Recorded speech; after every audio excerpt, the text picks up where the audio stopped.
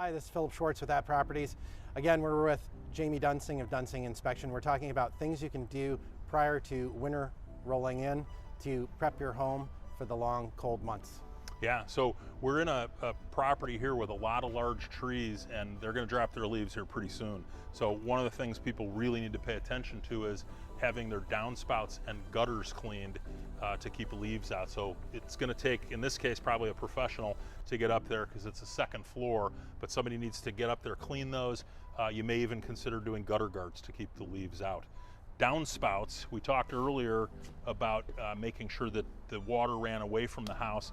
In this particular situation, the downspout runs underground, but if you've got a downspout that discharges above grade, we'd want to pay attention to that. So this one, we don't know where it goes. You maybe could disconnect this and run a hose to see if it comes out onto the property somewhere. Okay, so air conditioning, definitely something as winter approaches, you're going to want to get this set for the season. Some people will put a complete cover over these. I just take a piece of plywood and I put it on the top of mine to keep the leaves from falling in. One additional thing I like to do on my house is, this is the disconnect.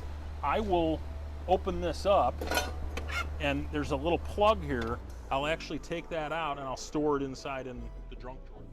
Okay, so Philip, one of the things we also want to talk about is as people approach winter, they want to get the house winterized, and there's a number of different things.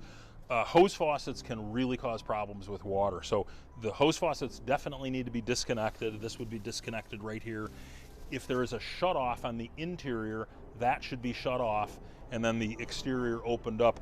This happens to be a frost-free, so you don't have to worry about anything really other than disconnecting the hoses. In addition to, for winterizing, one of the things I always recommend to people is get a peek in your attic before the winter arrives, and probably even on that first really cold day to make sure there isn't anything weird going on. So the things they want to do is look for insulation and ventilation in that attic. They should have plenty of insulation and plenty of airflow through the attic. Sure. A lot of people think that if they close the vents in the winter, that's going to save energy. It's actually a bad thing because it's potentially going to allow condensation to build up and cause moisture and mold problems. Sure. So look in there. On that first day of the year, I really recommend people, and the first cold day of the year, look in that attic to see if is there any frost on the underside of the roof.